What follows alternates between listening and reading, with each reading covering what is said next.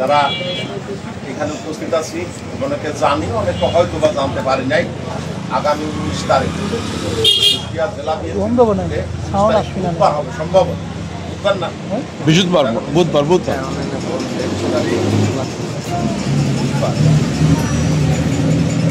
আগামী বুধবার কুষ্টিয়া জেলা বিএনপির উদ্যোগে একটা জনসভা বিএনপির জনসভা। এই জনসভাটা অত্যন্ত তাৎপর্যপূর্ণ জনসভা। তাৎপর্যপূর্ণ কয়েকটা দিক। একটা হলো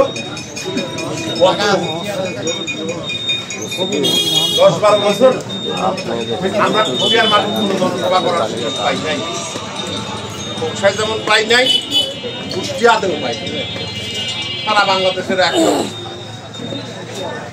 সেই দিক বিবেচনা করি 10-12টা বছর পর ওপেন মাঠে বিএনপির হাইকমান্ডের নেতৃবৃন্দ সহ জেলা বিএনপির নেতৃবৃন্দ বক্তব্য দেবেন, এটা নিঃসন্দেহে আমাদের জন্য নতুন একটা খবর, নতুন উদ্যমে এগিয়ে দেওয়ার খবর বা একটা আনন্দের খবর। এটা নিঃসন্দেহে এ ব্যাপারে কেন দ্বিমত আছে?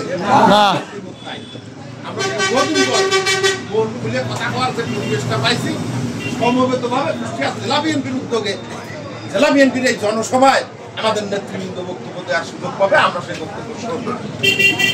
এই জন্য এটা আমাদের জন্য একটা খুশির খবর। আর গুরুত্বপূর্ণ এই কারণে, আপনারা সবাই অবগত আছেন বর্তমানে বাংলাদেশের রাজনীতি আজকে থেকে 6 মাস আগে কি প্রেক্ষাপটে ছিল সবাই আমরা জানি। আগস্টের 5 তারিখ পর্যন্ত এদেশের সকল মানুষের আমরা বিশ্বাস করি একমাত্র আওয়ামী লীগেরও সবাই না, সুবিধাভোগী যে অংশটা তারা পাবে।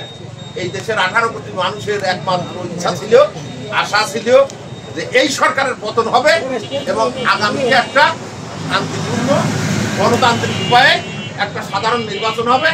সাধারণ নির্বাচনে জনগণ ভোট দেবে, সকল জনগণ মিলে যে সরকার গঠন করবে সেই সরকার দেশ চালাবে। কি মূল কথা তো সেটাই ছিল। আমরা সেই লক্ষ্য থেকে বিচ্যুত হই নাই, কিন্তু বর্তমান সরকার যারা পরিচালনা করছেন এদের কেউ কেউ এইখান থেকে জনগণের দৃষ্টিটা সরায় নেওয়ার জন্য, অন্য কিছু করার জন্য একটা পায়তারা আটতেছে সারা দেশের। এরাও মনে হয় আপনাদের উপলব্ধিতে আসে, সরকারের বিভিন্ন কার্যক্রম, সরকারের উপদেষ্টাদের কথাবার্তা ইত্যাদি শুনে আপনারা বোঝেন না বিষয়গুলি। আমরা গত 16 বছর 17 বছর আন্দোলন করেছি কিসের স্বার্থে? মানে মূল পয়েন্টটা কি ছিল আমাদের আন্দোলন? মূল পয়েন্ট ছিল জনগণ ভোট দিয়ে সরকার নির্বাচন করবে। জনগণ ভোট না দিয়ে যেভাবে হাসিনা সরকার গঠন করতেছে, সেই কারণেই তো দেশে অরাজকতা তৈরি হয়েছিল নাকি? আমরা চাচ্ছিলাম জনগণের ভোটে সরকার নির্বাচন। হাসিনার একটা বুলি ছিল, সে বুলিটা কি? ভোটের দরকার নাই, গণতন্ত্রের দরকার নাই, দেশের উন্নয়ন তো হচ্ছে, দেশের উন্নয়ন তো করছে, উন্নয়নকেই তারা প্রাধান্য দিচ্ছিল বেশি, ঠিক না? এই কথা জনগণের সাথে বলতো না। আর বর্তমানে একটা শ্রেণী শাসক যারা আছে তাদের 2-1 উপদেষ্টা সহ 2-1 রাজনৈতিক দলের লোকও ওই কথাটাই বলে, একটু ঘুরায়। এইটা বোঝা লাগবে, আপনাদের এইটা বুঝতে হবে। ওরা কি বলতেছে?